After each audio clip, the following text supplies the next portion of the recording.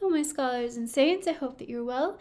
I'm recording this video to upload it immediately so you have your Thursday video. So as some of you probably know, I'm in a class called Political Economy, Capitalism this semester. That's the one philosophy class that I'm taking because I take one a semester because that's what I can do at this stage in my life. And we just finished reading some of Shoshana Zuboff's The Age of Surveillance Capitalism, The Fight for a Human Future at the New Frontier of Power. And it's a New York Times notable book of the year. It has lots of endorsements. There are some cool interviews with her, with Shoshana on YouTube, Democracy Now!, etc. So she is quite a cool person, I think, to just listen to and watch. I'm going to cold read chapter 2, August 9th, 2011, Setting the Stage for Surveillance Capitalism. I think probably if you haven't read this, you've heard about this book. And sometimes, all of you might be busy and can't really find a time to pick it up and read it. So this is what I guess I am offering you, just to kind of go through a little bit of it together so you do feel like you've read some of it. And if you have, actually read, then you can put in the comments your thoughts. All right, so let's see what we can get out of this. Let me get my highlighter and my pen. All right, there's a quote from Auden at the top. The dangers and punishments grew greater, and the way back by angels was defended against the poet and the legislator. That's from his Sonnets from China, number 2. I think she has a quote from Auden in the beginning of every chapter. Kind of like dystopia, apocalyptic kind of stuff. On August 9th, 2011, 3 events, separated by thousands of miles, captured the bountiful prospects and gathering dangers of our emerging information civilization. First, Silicon Valley pioneer Apple promised a digital dream of new solutions to old economic and social problems, and finally surpassed ExxonMobil as the world's most highly capitalized corporation. Second, a fatal police shooting in London sparked intensive rioting across the city, engulfing the country in a wave of violent protests. A decade of explosive digital growth had failed to mitigate the punishing austerity of neoliberal economics and the extreme inequality that it produced. Too many people had come to feel excluded from the future, embracing rage and violence as their only remedies. Third, Spanish citizens asserted their rights to a human future when they challenged Google by demanding the right to be forgotten. This milestone alerted the world to how quickly the cherished dreams of a more just and democratic digital future were shading into nightmare, and it foreshadowed a global political contest over the fusion of digital capabilities and capitalist ambitions. We relive that August day every day as in some ancient fable, doomed to retrace this looping path until the soul of our information civilization is finally shaped by democratic action, private power, ignorance, or drift. I think it's interesting, this idea that there were at one time, and maybe there still are, cherished dreams of a more just and democratic digital future. What is the relationship between democracy and technology, the internet? Specifically, the internet is a place where everyone has a voice instead of these sort of gatekeeping authorities where, most people at one time were before smart technology, could only be in the position of listening and consuming. But now anyone can really be a content creator. Anyone can produce thought. You can have your own news channel on YouTube if you feel that you have a perspective that's lacking in the community, right? And so as democracy is, for the people, from the people's voice, that was, I think, a legitimate dream or hope that many of us had, that it would increase democracy because it would give everyone, it was inclusive, totally inclusive. Inclusive to a great extent, right? Like, what do you have to create content and put your voice out in the world? And of course, we understand how complicated it is when there are algorithms and not, who does hear you, what videos does YouTube push, right? Like, that gets all into, I think, the later kind of recognition and acknowledgement and awareness, and also later technology that's applied to the internet and to different sites. But I guess you do need foundationally, and not everyone in the world has access to this. You do need a computer and an internet connection and, a way to record your voice and then upload it, right? So you do need that.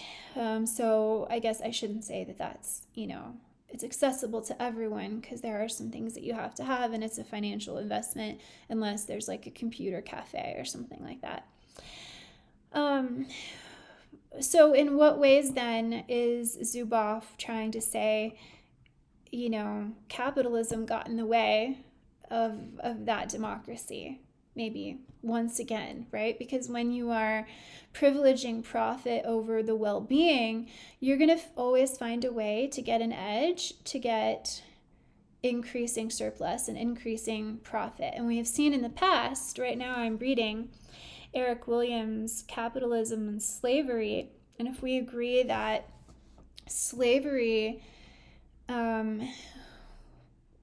was a capitalist motive, like specifically, you don't have to specify it like this, but the U.S. has, our history of that. And so if you think about the slave owners being capitalist and doing what capitalism does best, which not everyone would agree, right? Ayn Rand thinks that capitalism is moral. Adam Smith thinks that it's moral, with the exception of like the factory workers that become dull and torpid, he said, that have to be compensated by the government. That, that's Smith maybe doesn't take himself as seriously as he should. Milton Friedman, says that capitalism doesn't discriminate, because if you have capitalism and you have a free market, the people are making all the decisions, supply and demand, right? But so you can't discriminate. It's whoever, is most effective and in the market.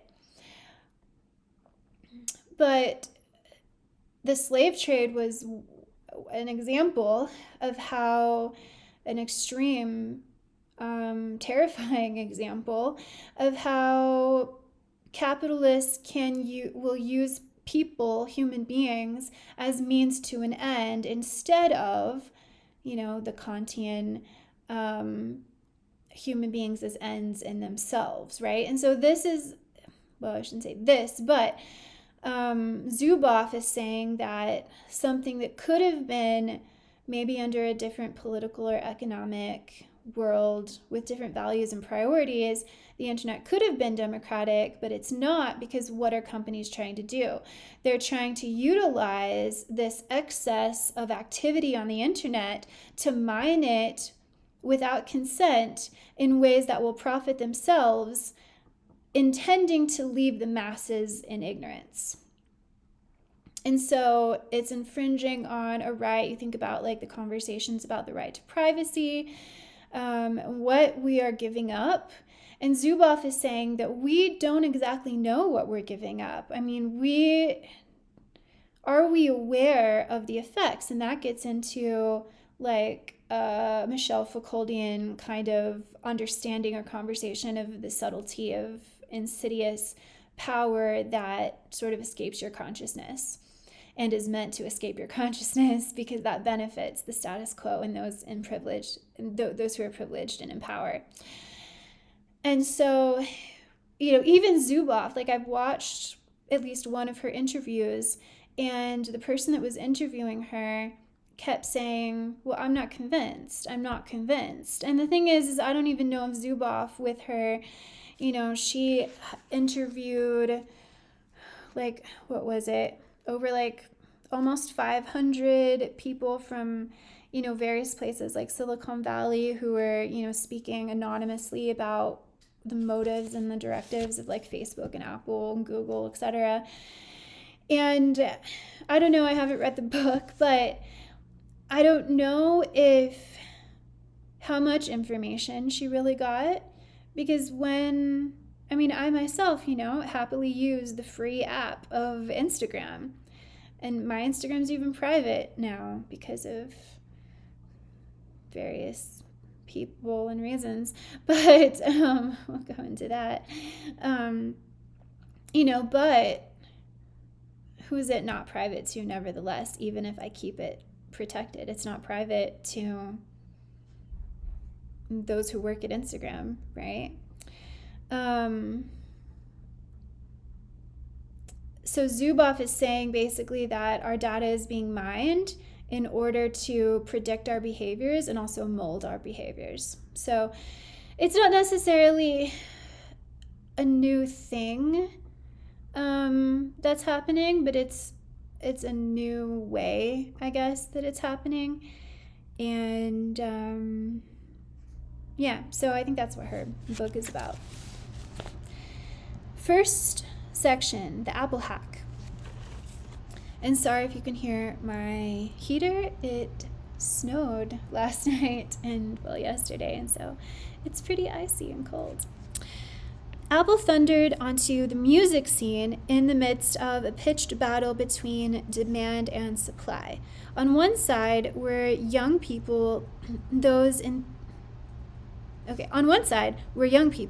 whose enthusiasm for Napster, I remember that, and other forms of music file sharing expressed a new quality of demand. Consumption my way, what I want, when I want it, where I want it. On the other side were music industry executives who chose to instill fear and to crush that demand by hunting down and prosecuting some of Napster's most ardent users. Apple bridged the divide with a commercially and legally viable solution that aligned the company with the changing needs of individuals while working with industry incumbents. Napster hacked the music industry, but Apple appeared to have hacked capitalism. It is easy to forget just how dramatic Apple's hack really was. Oh, and the one thing I was thinking, when I mentioned the free app Instagram, I read something somewhere recently that if it's free,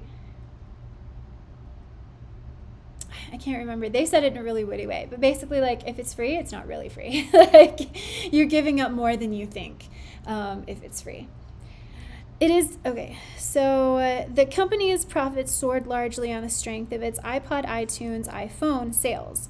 Bloomberg, I always thought it was Bloomsburg. Bloomberg, really? Okay, but there is a Bloomsburg something. Bloomberg Businessweek, or is it a typo? Oh my God. Okay, described Wall Street analysts as befuddled by this mysterious Apple miracle. As one gushed, we can't even model out some of the possibilities. It's like a religion.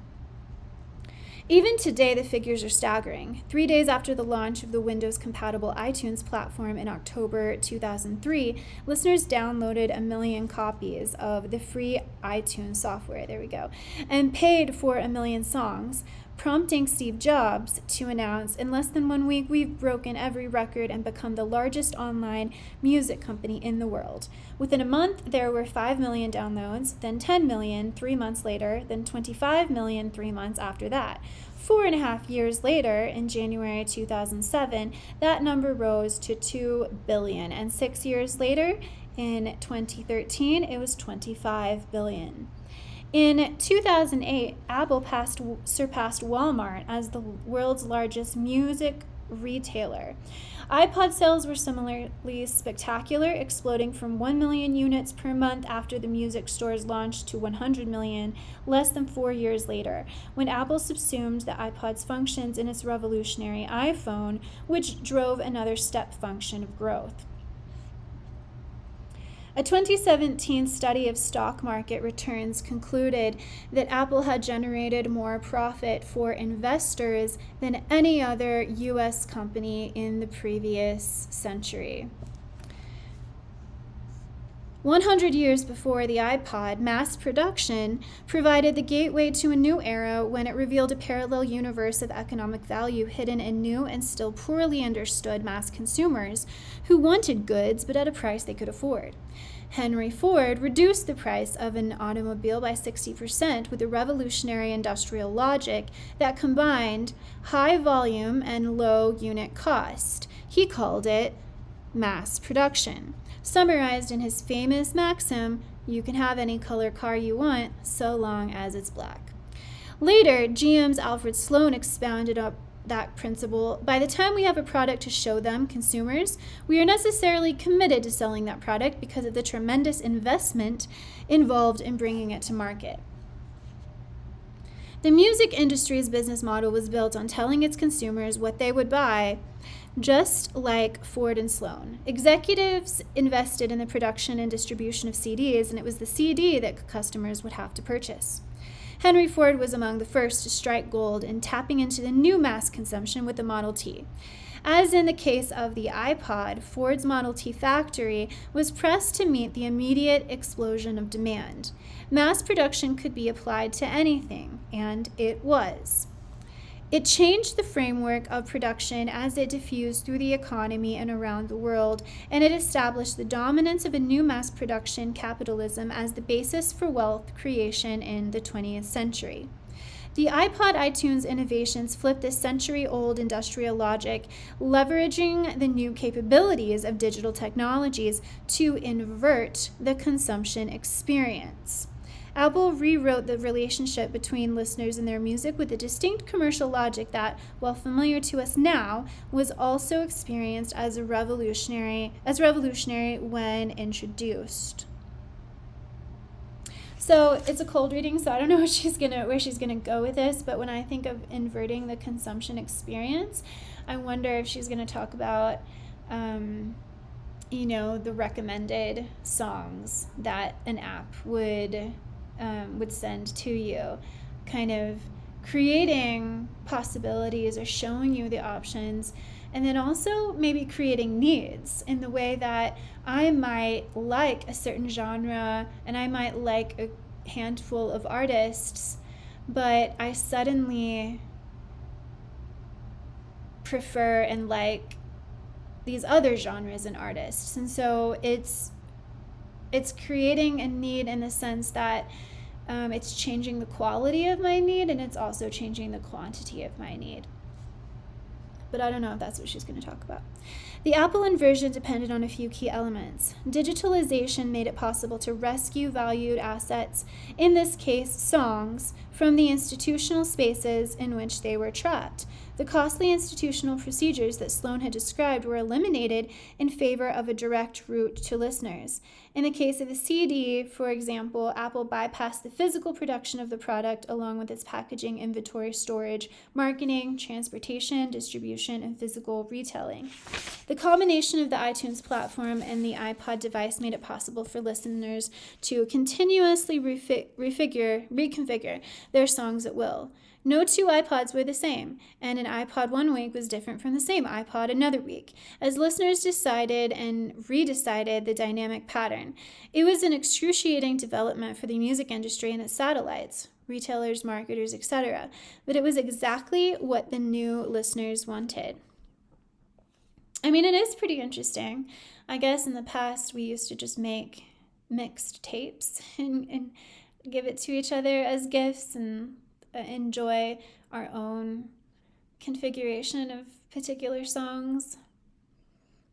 This is making me feel so old, because I remember having that big book of CDs, you'd take the CDs out of their cases and you'd put them in these little transparent sleeves, and you could just turn the pages as if a beautiful scrapbook and look at all of your music. I wonder what happened to that. How should we understand this success? Apple's miracle is typically credited to its design and marketing genius. Consumers' eagerness to have what I want, when, where, and how I want it is taken as evidence of the demand for convenience and sometimes even written off as narcissism or petulance. In my view, these explanations pale against the unprecedented magnitude of Apple's accomplishments. We have contented ourselves for too long with superficial explanations of Apple's unprecedented fusion of capitalism and the digital, rather than digging deeper into the historical forces that summoned this new form to life. So this demand for convenience, that's something that the host on the interview that I saw with Zuboff kept mentioning. He kept saying, well, maybe we don't care what we're giving up. You want to know what kind of food I buy at the grocery store, Whole Foods through Amazon. You want to know what I'm searching for in Google, so what? Because I have the convenience, I'm not going to give up my computer and my phone. And furthermore, for most jobs now, you can't. Or you could, what could you do? You could delete your Instagram and Twitter and YouTube and not search through Google anymore. You're giving up convenience, is what he was saying. And, also, how much would that matter? It's not you as an individual. It's you as a collective for the mass production. So it's kind of a fatalistic response to Zuboff. She's trying to make us see. We should be outraged. Just as Ford tapped into a new mass consumption, Apple was among the first to experience explosive commercial success by tapping into a new society of individuals and their demand for individualized consumption. The inversion implied a larger story of a commercial reformation in which the digital era finally offered the tools to shift the focus of consumption from the mass to the individual, liberating and reconfiguring capitalism's operations and assets. It promised something utterly new, urgently necessary, and operationally impossible outside the network spaces of the digital. Its implicit promise of an advocacy-oriented alignment with our new needs and values was a confirmation of our inner sense of dignity and worth, ratifying the feeling that we matter. In offering consumers respite from an institutional world that was indifferent to their individual needs, it opened the door to the possibility of a new rational capitalism able to reunite supply and demand by connecting us to what we really want in exactly the ways that we choose. I think it was interesting also how she mentioned Apple's design and marketing genius. I mean, I guess she didn't go where I thought she was going to go with that, but I'm an Apple user. I think that they have really beautiful products, and I think probably other companies do now as well, but they focused on aesthetics in their design. And I know people are still kind of wanting like colors, right? Because that further, I guess, helps you individualize and curate your world and identity even, right? Like, are you a purple or are you a pink? And so, I think that Apple, in a certain sense, did a lot of things right. But at what cost, I guess Zuboff is saying. As I shall argue in the coming chapters, the same historical conditions that sent iPod on its wild ride summoned the emancipatory promise of the internet into our everyday lives as we sought remedies for inequality and exclusion. Of most significance for our story, these same conditions would provide important shelter for surveillance capitalism's ability to root and flourish.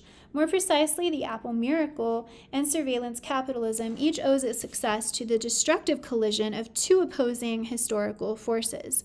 One vector belongs to the longer history of modernization and the centuries-long societal shift from the mass to the individual.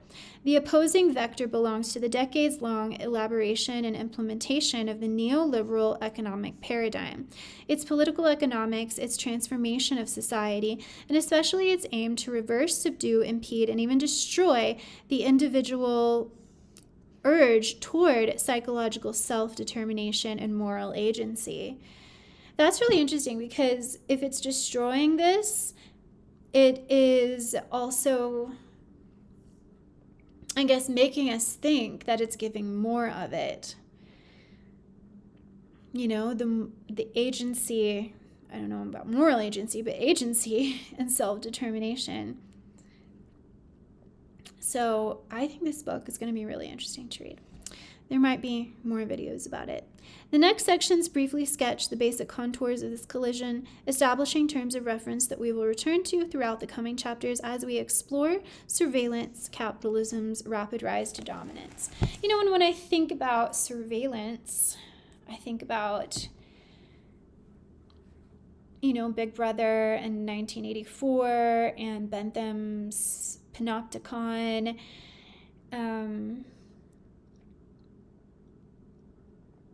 So I don't think she's mentioned any of those.